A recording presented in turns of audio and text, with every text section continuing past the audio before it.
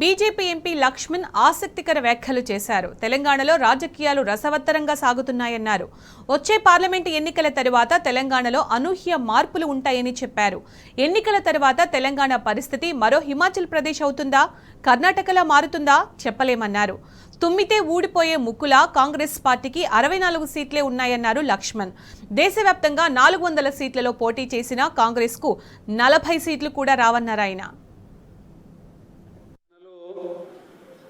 రాజకీయాలు చాలా రసవత్తరంగా కొనసాగుతూ ఉన్నాయి.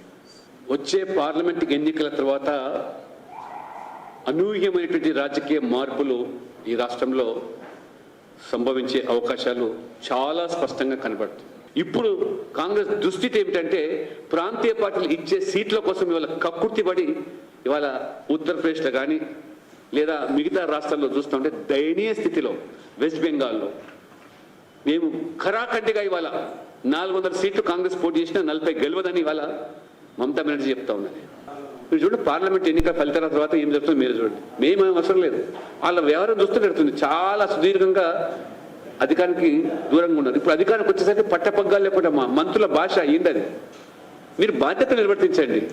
ఎన్నికల తర్వాత ఇంకా చాలా బయటకు వస్తుంది. హిమాచల్ అవుతుందా, కర్ణాటక అవుతుందా, ఎవరేం ప్రమేయం ఉండాల్సి వస్తుంది.